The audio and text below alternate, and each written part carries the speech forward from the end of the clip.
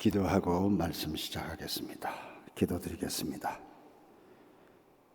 살아계신 아버지 하나님, 오늘 아침도 저희들을 깨워주시고 주님 앞에 나올 수 있도록 한자리에 모이게 하시니 감사합니다. 모든 것의 일의 시작이 되시고 끝맺음이 되시는 우리 하나님께서 오늘 하루도 아름답게 주의 전에서 시작하게 하시고 놀라운 하나님의 손길을 기대하면서 오늘도 나오게 하심을 감사합니다.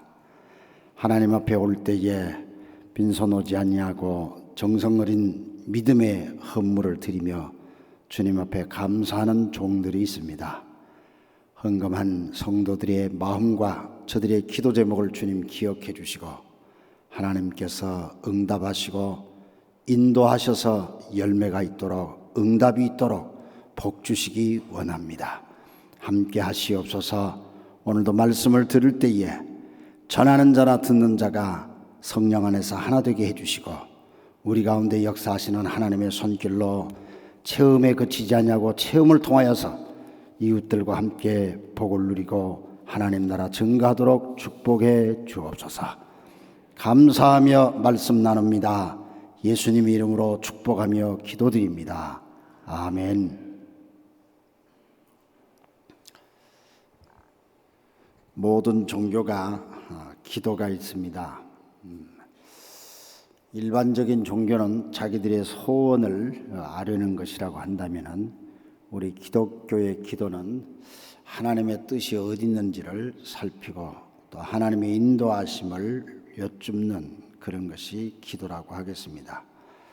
그래서 기도는 우리에게 있어서 매우 중요하고 또 기도 없이는 우리가 아무것도 할 수 없음을 모든 사람들이 잘 얘기하고 있습니다.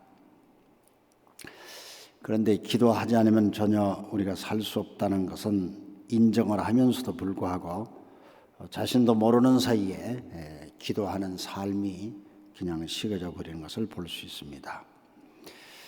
기도의 필요성을 그렇게 느끼지 못하시는 분들이 꽤 있다고 생각하는데 너무 우리가 현실적으로 충실하게 살다 보면은 사실 기도하는 것을 잊어버릴 수가 있고 기도의 의미가 잘 모를 때에 기도를 또 하지 않을 수도 있습니다.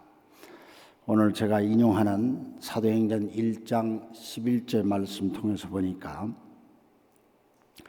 그들이 하늘을 쳐다보고 서 있느냐고 천사들을 통해서 얘기를 합니다.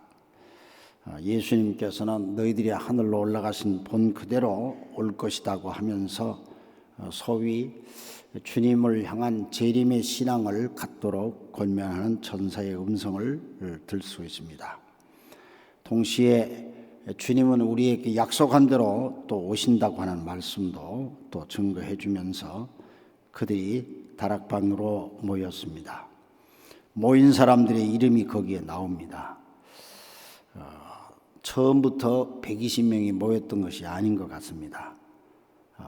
11명의 제자의 이름이 나오고 또 예수님의 형제들의 상황이 거기에 나오고 있습니다.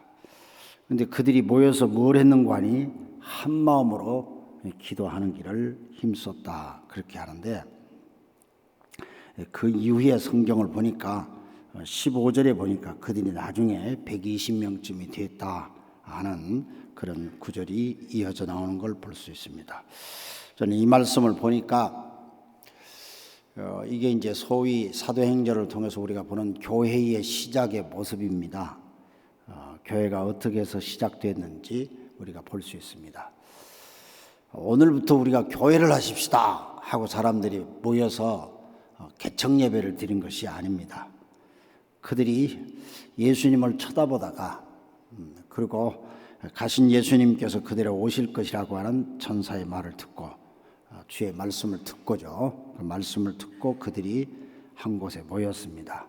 모인 곳이 그들이 교회가 됐던 것이죠. 소위 예수님의 제자 11명의 가룟 유다를 빼고 11명의 사도들이 모여서 기도하던 것이 교회가 됐는데 그들이 처음부터 교회는 이래야 되고 또 교회는 어떻게 해서 시작을 하고 교회 조직은 어떻게 하고 교회는 어떤 사역을 해야 된다. 소위 교회에 대한 마스터 플랜이 있었던 것은 아니었습니다. 많은 사람들이 교회를 시작을 할 때, 교회를 개척할 때 그러지 않았겠어요? 어느 장소에서 해야 되겠다, 누구하고 모여야 되겠고, 앞으로 우리 뭘 가지고 목적을 정하고 다 계획을 세울 것이에요. 그러나 오늘 저는 이 성경을 보면서 주님의 제자들이 얼마나 허탈했을까요? 허탈한 그런 가운데 있지만은 하늘로 올라가신 주님을 기대하면서 천사들이 다시 오신다, 그분이 하는 그 말씀 붙들고 그들은 한 곳에서 모여서 기도하기에 힘을 썼습니다. 그들이 마음으로 일치돼서 한 것은 기도하는 일입니다. 딴 것은 없었습니다. 그래서 저는 교회는 기도로 시작되는 것이다 하는 것을 오늘 성경을 통해서 배웠습니다. 약속을 붙들고 기도하다 보니 교회가 됐고, 교회가 어때야 되는지, 교회가 무엇을 해야 되는지, 교회의 중요한 게 뭔지 이런 것들이 나중에 정돈이 되어집니다. 신약 성경에 보면 소위 교회론을 가리키는 것은 에베소서라고 하는 성경입니다. 그래서 교회가 나중에 교회로서에 대한 정돈이 하나님의 말씀 다 이루어져서 그렇게 주어지는 걸 볼 수 있습니다. 자, 그런 의미에서 기도하다가 교회가 세워지는데, 거꾸로 기도하지 않으면 교회는 그냥 무너지는 거죠. 기도하지 않으면 그건 교회가 아닙니다.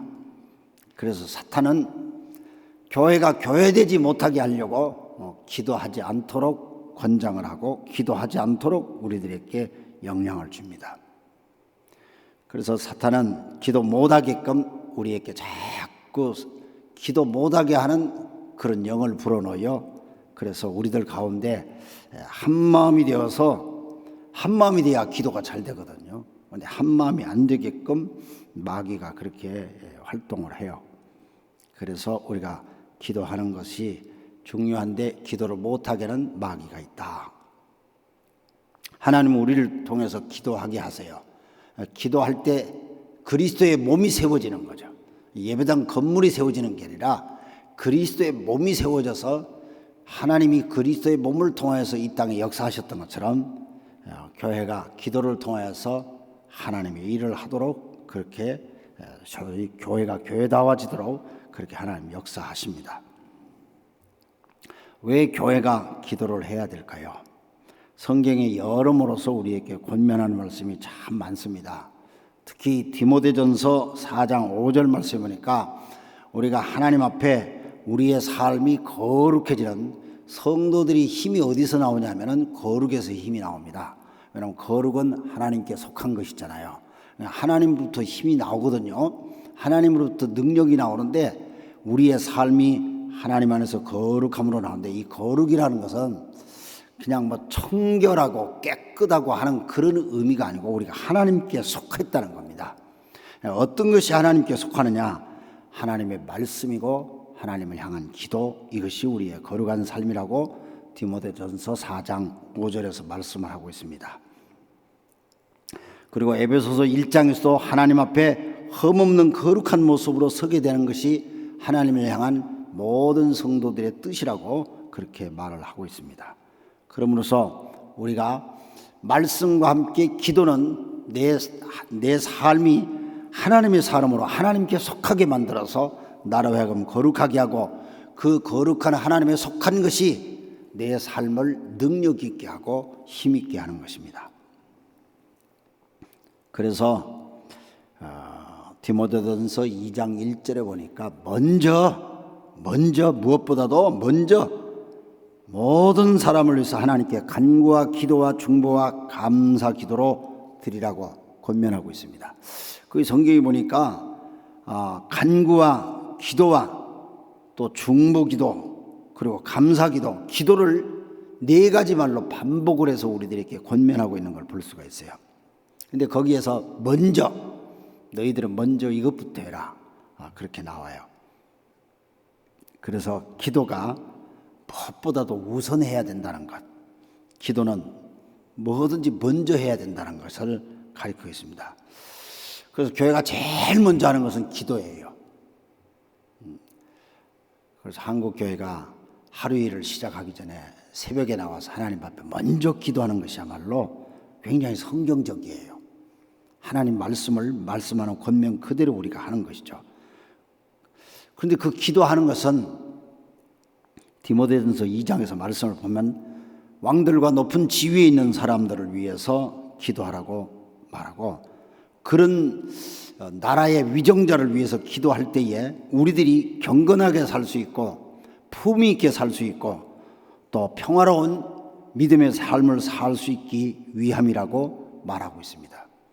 그래서 우리가 하나님 나라 백성들을 위해서 우리가 기도할 때, 특별히 이 나라를 이끄는 지도자들을 위해서 우리가 기도하는 것은 우리의 교회의 사역 중에 참 중요한 것입니다. 특별히 우리 한국이 선거철이 와서 어떤 사람들이 또 이 나라를 이끄는 리더들이 될 것이냐, 나라의 이끄는 리더들이 되는 이런 사람들은 전부 다 뽑혀지면 그 사람들이 이 나라에 규칙을 만들고 법을 만들어 가지고 사람들이 어떻게 살아야 되는 그런 법을 제정하지 않습니까? 굉장히 중요하죠. 그래서 우리가 하나님 앞에 기도하는 것은 성경이 그렇게 말합니다. 그래서 우리가 근데 그렇게 기도를 하는데, 이런 기도의 삶이 하나님 보시기에 아주 좋은 일일 뿐만 아니라 하나님이 기뻐하시는 일이라고 말씀하고 계십니다.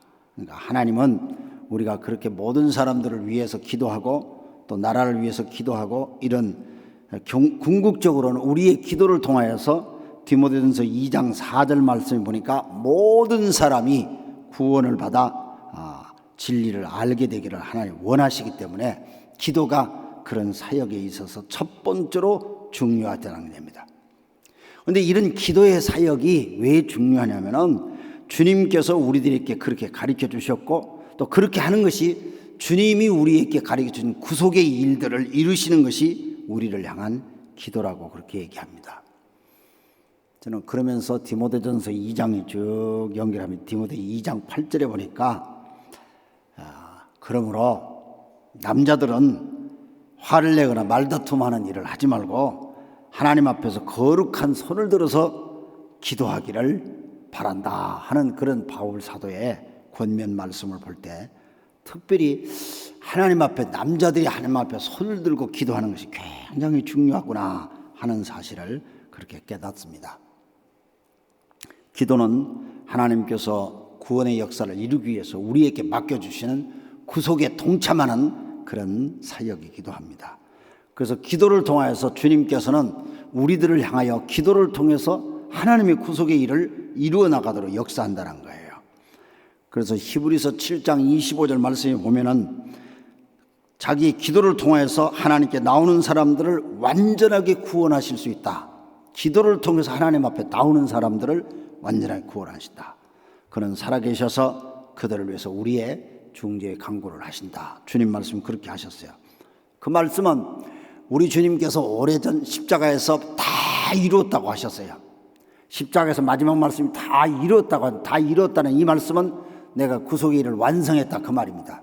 십자가에서 죽으심으로 인해서 하나님께서 우리의 영혼들을 구원시킬 일들을 완벽하게 이루셨다고 하는데, 이 완벽하게 이루었다고 하는 그 선언의 말씀은 영적인 뜻으로 다 이루었지만은 그 이루어 나가게 하시는 것은 주님이 재림하실 때까지 그 모든 일을 이루어 나가시는데, 재림하시는 그 과정 속에서는 다 이루었다고 하는 십자가의 선언과 주님의 재림의 사건, 이것은 신학적으로 보면 완성이 이루어지는 이미 구속이 완성됐다.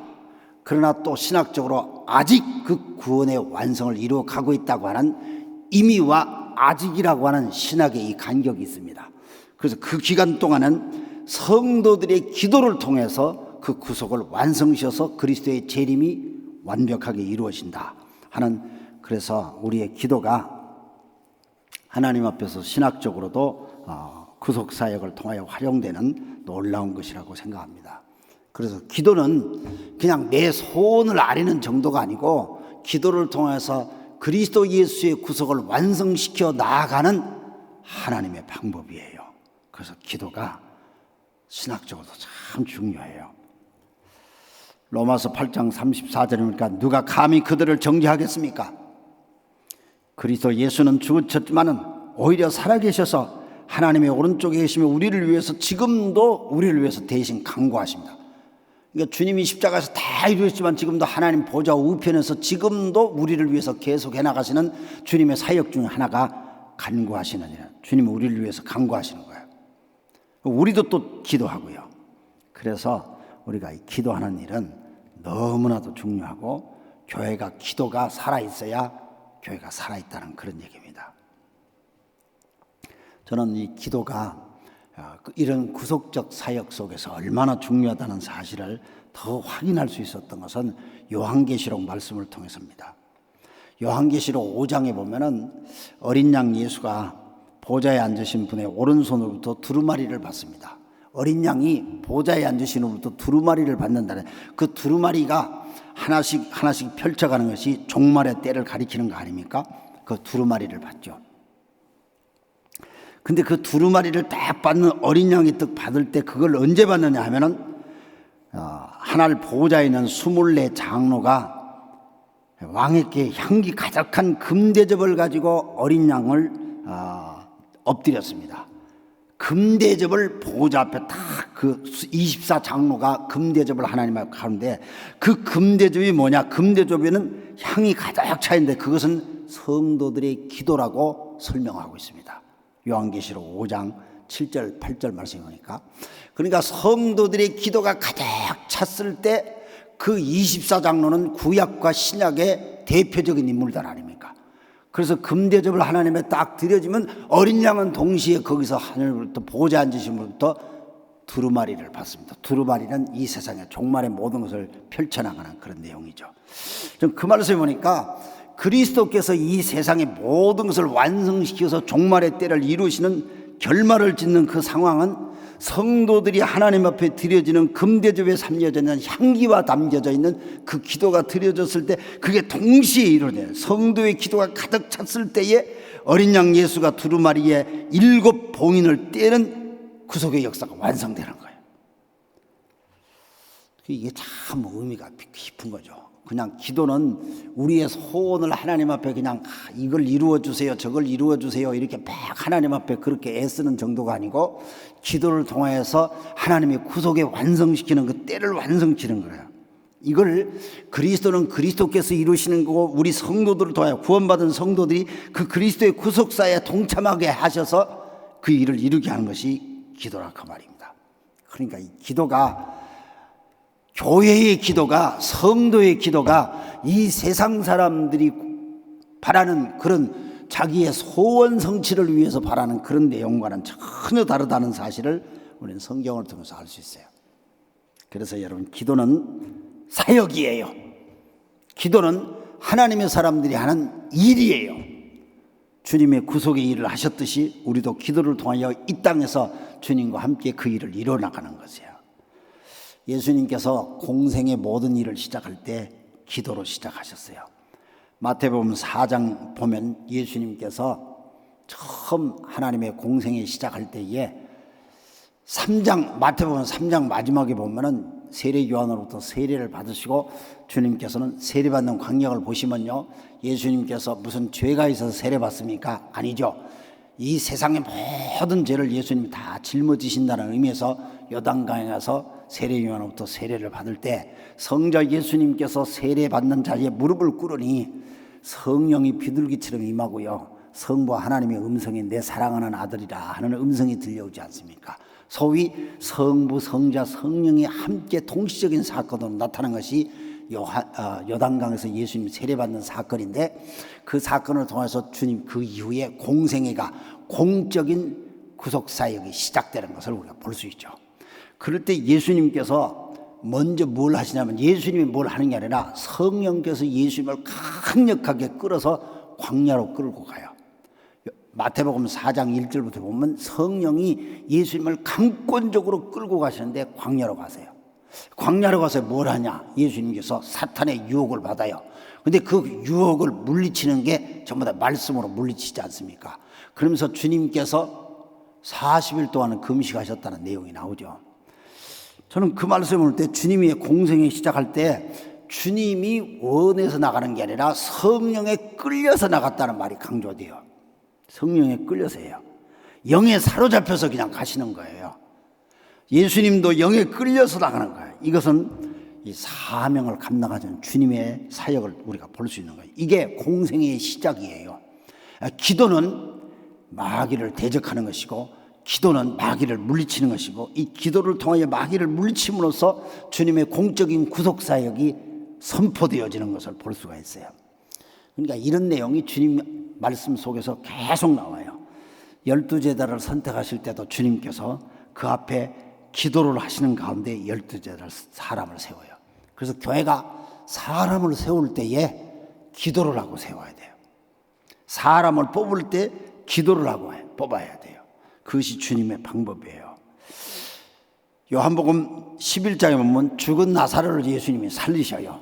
죽은 자를 살리실 때도 주님께서 죽음을 깨트리시는 일도 주님께서 뭘로 하시냐면 기도로 하세요.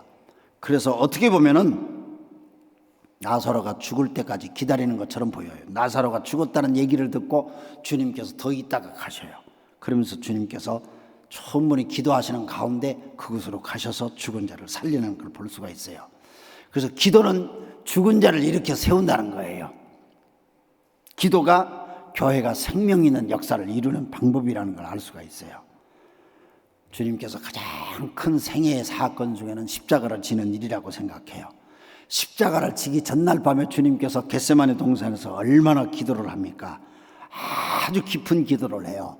땀이 핏방울처럼 떨어지는 그런 기도를 하세요. 구속의 짐을 짊어 온 세상을 구원시킬 일들을 가장 큰 일이지 않습니까? 한 사람을 살리는 게 아니라 인류 전체를 살려내는 일입니다. 그게 주님의 겟세마네 동산에서의 기도입니다. 그래서 기도는 하나님의 일을 하는 놀라운 하나님의 역사입니다. 우리 모두가 그렇게 기도를 해야 됩니다. 그런데 마귀는 기도를 못하게 해요. 우리가 기도하는 일들을 그냥 기도하지 않아도 된다, 그저 기도하지 않고 열심히 성실하게만 살면 된다, 이것을 자꾸 우리들에게 의식을 넣어줘요. 저는 제가 돌이켜보면 언제 기도를 많이 했냐 생각하니까 어려운 일이 있을 때 기도를 많이 하더라고요. 근데 마귀는 이 어려운 일을 통해서 우리를 기도를 못하게 하게 해요. 근데 하나님은 우리들에게 어려운 일을 통해서 기도를 하게 해요. 그래서 참 꼭 이거 어떻게 보면 그냥 손에 앞뒤인 것 같은 그렇게 느껴져요. 저는 서울에서 목회를 할 때도 큰 시련을 한번 겪었어요. 오래된 얘기입니다. 1982년도인가 3년도인가 아마 83년도였을 것 같아요. 큰 어려움을 겪었어요. 그는 교회를 개척해가지고 교회가 참 잘 나가고 있는데, 저희 교회가 유치원을 하고 그다음에 버스가 있었는데, 마이크로 버스를 운전하는 양반이 교회를 예배당을 지으려고 터를 사는 그 터 앞에서 사람을 치어가지고 사람이 완전히 식물인간이 되어버렸어요. 근데 버스 사고를 딱 나는데 딱 보니까 그 전날에 종합보험이 갱신을 해야 되는데 보험이 끝나버려서 보험이 딱 멈춰진 상태에서 사고를 내버린 거예요. 그럼 내가 차주 아닙니까, 내가. 그러니까 운전기사도 그냥 사람을 치어서 그렇게 사고를 냈으니 경찰서에 끌려가고, 보험이 끊어지고 또 조사를 해보니까 이 운전기사가 자기가 대형면허 있다고 교회에 취직을 했는데 이분이 면허가 없더라고. 보니까 제가 그걸 그냥 믿고 그냥 받았는데 면허가 없는 사람이 취직을 한 거예요. 그러니까 무면허 운전을 시켰다고 그래서 차주인 내가 또 고발이 돼가지고 내가 끌려갔어요. 경찰서 유치장 들어갔어요. 얼마나 기가 막힌 일이 벌어진지 모릅니다. 그런데 간이 재판을 받아가지고 제가 전과가 없으니까 그냥 벌금을 내라고 그러고 내보내줘서 나오긴 합니다만은, 보험이 없어서 사고를 내고, 지금도 안 잊어버려요. 그때 고등학교 1학년 애를 잘 치었어요. 근데 그 고등학교 1학년 이름이 한상수라는 애예요. 아직도 안 잊어버려요. 1983년도 일인데. 근데 얘가 식물인간이 돼가지고 언제 죽느냐 그렇게 하는데, 병원에서 이렇게 보니까요, 다들 고개를 흔들어요. 못 산다고. 그러면서 의사들도 가망성이 없다 그렇게 얘기하는데, 근데 아직도 숨은 붙어 있어요. 의식이 전혀 없고 손발이 전혀 움직이지도 않고. 기가 막혀요. 그 부모님들은 나만 보면 그냥 막 살려내라고 맥살을 잡고요. 온 사람들 앞에 나를 막 욕을 하고 네가 목사냐 막 이러면 막 야단을 치는데, 이런 어려움을 당하니까요, 이제 교회가 조금 될 만하고 개척을 해가지고 이제 좀 부흥한다 할 때 막 그런 시련이 왔어요. 그런데 막 가서 환자를 딱 보는 성도들이 그 다음부터 교회에 안 나오기 시작하는 거예요. 이 개척교회 나갔다 그러면 우리가 다 어려움 당하겠다고 다 하는데, 막 교인들이 다 흩어지고 다 없어요. 그러나 상가에서 하나님 앞에 엎드려서 저와 제 아내는 그냥 세멘트 바닥에 엎드려서 하나님 앞에 기도하기 시작했어요. 저는 기도할 때 하나님, 매일 제가 일은 밤새도록 기도하고 하나님에 엎드려서 기도하다가 아침에 병원에 면회 갈 수 있는 시간이 있으면 쫓아가서 아이가 어느 정도까지 하나님이 역사하시는가 그걸 들여다보는 것이 저의 일이었어요. 가면은 의식이 전혀 없는데, 하나님 의식이 돌아와서 사람을 알아보게 해주세요. 그냥 그 기도만 하는 거예요. 며칠 기도하다가 병원에 가서 보면 사람을 알아봐요. 하나님 사람을 알아보긴 하는데 이게 부모님인지 교회 찾아온 목사인지 분별을 못합니다. 하나님 이 아이가 분별하게 해주세요. 또 막 기도를 했어요. 그런데 뭐 보면 그 병원에 가면요, 똑같은 아이가 그런 똑같은 사고를 당해서 그렇게 입원이 된 환자가 서울의 한양대학 병원에 입원해 있었는데, 똑같은 환자가 들어왔는데 뭐 지금 뭐 2달이 됐는데도 의식이 없고 뭐 이제는 산소호흡기만 빼면 그냥 죽는다는 거예요.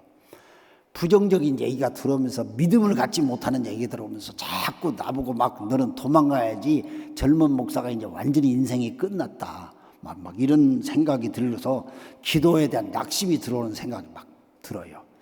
그런데 하나님 앞에 저는 엎드려서 기도를 했어요.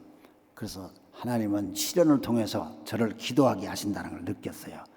그렇게 기도하면 기도할수록 하나씩 바뀌어지는 것이에요.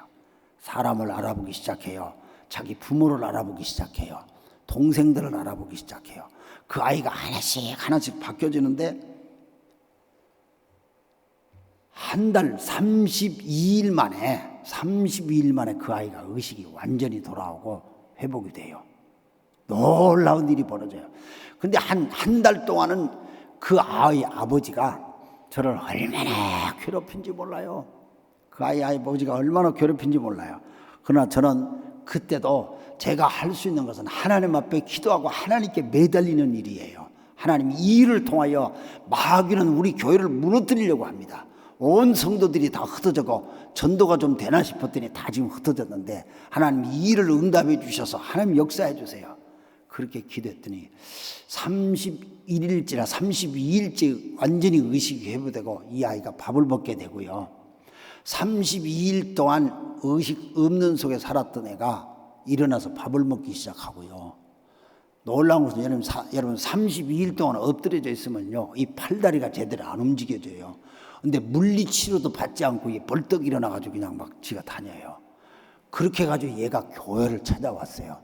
그 부모가 그렇게 나를 괴롭혔는데 그 아이를 데리고 교회를 찾아와서 우리도 예수 믿겠습니다 하는 거예요.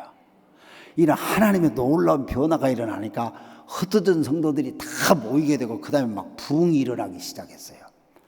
그래서 마귀는 우리를 기도를 못하게 하는데, 하나님은 시련을 통해서 기도하게 함으로써 그 시련을 통해서 하나님의 살아계신 것들을 간증하게 하고 열매를 맺게 하는 거예요. 저는 이런 기도의 응답에 대한 놀라운 간증들을 하나님께서 많이 경험하게 했어요.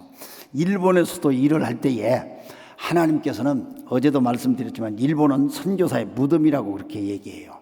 근데 어떻게 해서 일본에서 그렇게 일을 할 수 있냐? 단 게 없어요. 하나님이 일하시는 거야. 내가 일하는 게 아니라 하나님이 일하시는 거야. 하나님이 일하실 때에 하나님께서 모든 것을 다 하세요.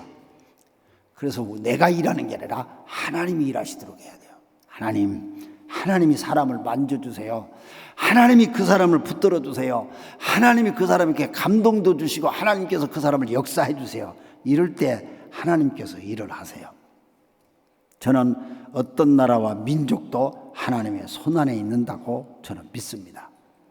그러면 여러분들이 하나님이 여러분의 가정에 일하시고 하나님이 여러분의 모든 것들을 역사하시라고 그렇게 기도하시기 바랍니다. 사람을 바꾸는 것이, 다시 말하면 사람을 변화시키고 사람을 바꾸는 것이, 저는 사람을 움직이는 것이 세 가지가 있다고 생각해요.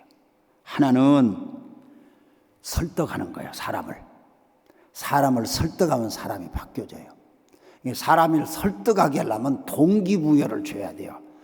사람을 설득하는 방법이 왜 이걸 해야 되는지, 그 동기부여라고 그래요. 그건 사람이 내가 왜 이렇게 살아야 되는지, 내가 왜 공부를 해야 되는지, 이런 것들을 설명을 해주면은 사람이 설득을, 아 그렇구나 하고 설득을 해요. 이런 설득이 사람을 움직이게 하고 바꿀 수 있는 방법이에요. 두 번째는 내가 어떠한 본을 보이는 거예요. 내가 먼저 본을 보이는 거예요. 내가 모델이 되는 거예요. 그러니까 부모님은 자식들한테 삶의 모델이 되는 거예요. 부모가 하는 대로 자식들은 보고 배우는 거예요. 세상에서 제일 힘 있는 교육은 뭐냐면은 보여주는 거예요. 예수님께서 제자들을 부르셔서 마가복음 4장에 보면 제자들을 부르시는데 목적이 있는데, 첫 번째 목적이 뭐냐면 제자들을 부르실 때 옆에 두시려고, 예수님 옆에 두시는 거예요. 제자들을 옆에 두는 목적은 예수님의 사시는 모습을 보여주겠다는 거예요. 예수님의 제자 훈련의 첫 번째 방법은 보여주는 것이에요. 그래서 사람을 키우는 것은 보여주는 겁니다. 설명하는 게 아니고 보여주는 거예요. 보여주는 것이 가장 강력한 교육이에요. 그게 제자 훈련이에요. 그래서 자기가 예수님의 제자처럼 살지 못하는 사람은 제자 훈련이 안 돼. 내가 예수님처럼 살려고 할 때에 똑같은 보고 배우는 사람들이 나오는 거예요. 그래서 모델적인 삶이, 본을 보이는 삶이 사람을 만들어내고 사람을 바꿔요. 이게 예수님의 방법이에요. 그래서 예수님은 첫 번째 자기 제자들을 옆에 두시려고, 그냥 옆에 두는 것은 같이 먹고 사는 거예요. 같이 삶을 보이는 거예요. 뭘 생각하는지, 뭘 행동하는지, 뭘 바라보는지, 뭘 이루어나가는지 다 보여주는 거예요. 제자들이 그걸 다 보고 살았어요. 이게 너무너무 중요한 거예요. 그래서 우리들이 사람을 바꾸려면은 내가 본이 되는 거예요. 내가 모델이 되는 거예요. 그러니까 공부하러 자식들한테 말하고 엄마 아버지는 앉아서 텔레비 계속 보면은 그 아이가 공부가 안 돼. 왜냐하면 엄마가 말하는 거, 아버지가 말하는 거하고 틀리거든. 그래서 못해도 옆에서 같이 책도 읽고 신문이라도 봐야 돼. 그럼 아이들도 책을 들여다보고 그렇게 돼요. 이게 참 중요해요. 그냥 믿음으로 살아라 그렇게 하면서 믿음이 기도가 최고다 이렇게 말은 하는데 늘 돈 앞에 벌벌벌 떠는 부모를 보면은 자식들도 역시 돈이 최고구나 이렇게 돼요. 그래서 본을 보인다고 하는 것이 사람을 움직이는 굉장히 중요한 거예요. 첫 번째는 설득하는 거야. 동기부여를 줘서 사람을 설득하는 게 사람이 바뀌어지는 방법의 첫째고, 두 번째는 사람 앞에 본을 보이는 것이 그 사람을 감동을 주고 바꾸는 방법이고, 세 번째는 사람을 바꾸는 것이 뭔지 아세요? 기도예요. 기도가 사람을 바꿔요. 기도는 내가 그 사람들을 흔들어 놓는 게 아니라 내 기도를 들으시는 하나님께서 그 사람을 흔들어 놔요. 그래서 사람을 바꾸게 하는 거예요. 그래서 이 기도에는 반드시 응답이 있잖아요. 그래서 여러분, 기도가 그래서 놀라운 거예요. 기도가 가장 우리에게 복된 건 뭐냐면 응답이 있다는 거예요. 기도는 반드시 응답이 있어요. 하나님께서 다 주신 줄로 믿고 우리는 기도를 하지 않습니까? 그래서 기도는 내가 하는 걸 다 내려놓고 하나님이 일하시옵소서. 이게 기도예요. 하나님, 내 안에서 하나님께서 일해 주세요. 하나님, 우리 교회 안에서 하나님께서 일해 주세요. 하나님께서 우리 가정 안에서 하나님께 일해 주시고. 그래서 사람한테 막 말을 하기보다는 하나님께 말씀을 많이 드려서 하나님이 그 사람들을 움직여 놓도록, 하나님이 그 사람을 만지시도록, 하나님이 그 사람을 이끌어내시도록, 그럴 때 하나님 역사하세요. 그래서 하나님께서 우리의 기도를 응답하시고, 그건 하나님 스스로 모든 영광을 하나님께서 드러내시고, 그리고 하나님께서 우리들에게 내적인 평안함도 허락해 주시고, 하나님께서 이 모든 세상을 역사하시더라고요. 그래서 성경에 보니까 베드로전서 2장 9절 말씀에 보니까 우리가 제사장 같은, 왕 같은 제사장이라는 그런 표현이 있어요. 성도는 왕 같은 제사장이에요. 왕은 뭐 하는 일이에요? 모든 걸 결정 내리고 능력을 가지고 자기가 결정을 하고 판단을 다 하는 거예요. 제사장은 뭐 하는 일이에요? 제사장은 하나님 앞에 아뢰는 게 제사장이잖아요. 그러니까 우리가 하나님 앞에 제사장으로서 이 세상을 다 하나님 앞에 드리는 그런 기도를 하는데, 왕 같은 제사장이에요. 그 제사장은 사실은 자기가 권한이 없어요. 하나님이 시키는 대로 하는 제사는. 그러나 왕은 자기가 하나님 앞에 위임받은 걸 가지고 결정을 내리는 거예요. 성도들의 기도는 왕 같은 제사장 같은, 왕 같은 제사장이에요. 그러니까 우리가 기도하면은 약하게 보이지만은 이 세상을 바꾸는 기도, 왕의 권세를 갖는 그런 하는, 힘없이 보이지만은 그러나 왕과 같은 그런 사람을 움직이고 명령을 내려서 살리고 죽이고 하는 그런 일들을 전부 다 할 수 있는 것이 이 기도의 능력이라는 그런 얘기를 하는 거예요. 그래서 이런 것들을 보면은 놀랍습니다. 우리 하나님께서 그런 모든 것들을 바꿔놓는 그런 역사를 하는데, 이런 내용들은 뭐 성경에 수도 없이 우리에게 가르치는 하나님의 말씀입니다. 아브라함의 기도를 보면은 소돔과 고모라 성이 멸망하는데, 하나님 의인 50명만 있으면 어떻게 합니까? 마지막까지 의인 10명이 없으면 어떻게 합니까? 이렇게 하고 하나님 앞에 막 기도를 하죠. 그때 하나님께서 아브라함의 그 기도를 다 들어주시면서 하나님 역사하지 않으세요. 한 민족을 등에 짊어지고 한 도시를 그냥 등에 짊어지고 기도하는 그런 기도를 볼 수 있고, 또 모세의 기도를 통해서 보면은 모세가 하나님 앞에 손을 들고 막 아말렉과 싸울 때에 아론과 훌은 모세의 손을 딱 받쳐가지고 기도의 손이 내려오지 않게 해서 기도로 모든 것을 승리하게 하시는 하나님의 놀라운 역사를 우리는 성경에 봅니다. 그런 모델적 기도가 수없이 많이 나오죠. 어떻게 기도를 하고 어떻게 기도를 배우라고 하는 그런 말씀이 많이 있습니다. 성도 여러분, 여러분이 내가 이렇게 말씀을 드리지 않더라도 기도에 대한 것들을 여러분 잘 아시리라고 생각합니다.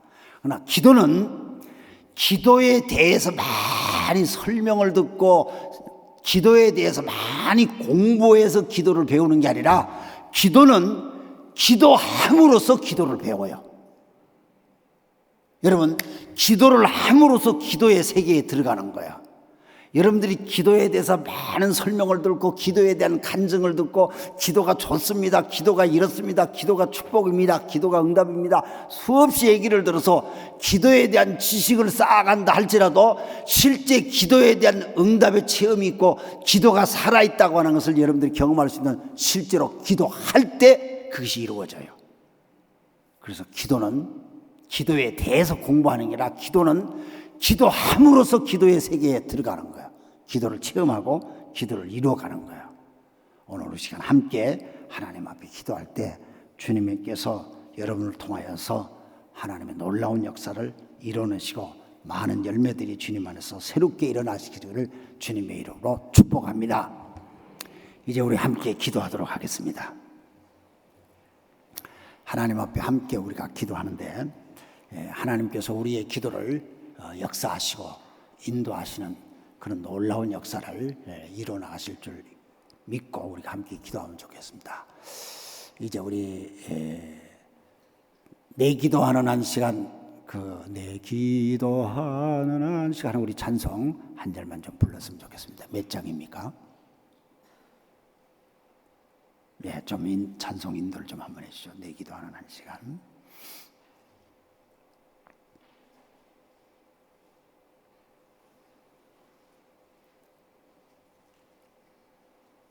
네, 화면에 나옵니다. 우리 함께 361장.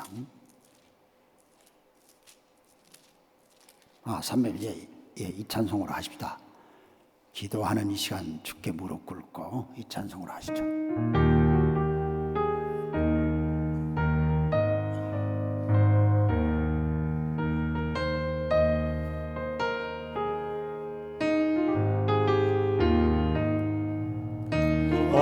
이 시간 주께 무릎 꿇고 우리 구세주 앞에 나가네. 믿음으로 나가면 주대와 살피사 크신 은혜 주네. 거기 기쁨 있네. 기도해 가네. 복을 주시네. 또한 내 마음 속에 기쁨 충만하네. 기도하는 이 시간 주가 곁에 오사 인자신 얼굴로 귀 기울이네.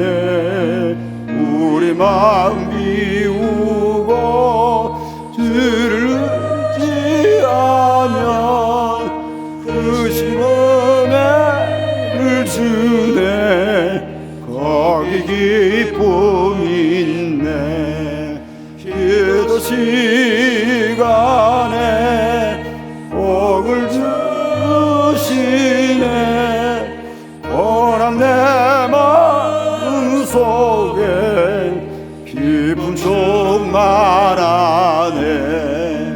기도하는 이 시간 주께 엎드려서 은밀하게 구할 때 모든 답받네. 잘못된 것 아래면 측은히 여기사 크신 은혜를 주네. 거기 기쁨 있네. 기도 시간에 복을 주시네. 또한 내 마음 속에 기쁨 충만하네. 기도하는 이 시간 주를 의지하고 크신 은혜 구하면 복 받으리라. 기도 시간 마음에 근심 사라지고 크신 은혜를 주네. 거기 기쁨 있네. 기도 시간에 복을 주시네. 또한 내 마음 속에 기쁨 충만하네. 아멘. 기도하실 때에 우리의 영을 충만하게 주님께서 복 주실 줄 믿습니다. 지금 5시 48분이 됐어요. 최소한 6시까지는 이 자리에 앉아서 기도하시고 그 이후에도 계속 기도하실 분들 좀 기도하시면서 자유롭게 기도하시고, 우리가 해산하고 낮 공부 시간에 10시 반이라고 얘기를 들었습니다. 함께 또 모이면은 말씀 공부하도록 그렇게 하겠습니다.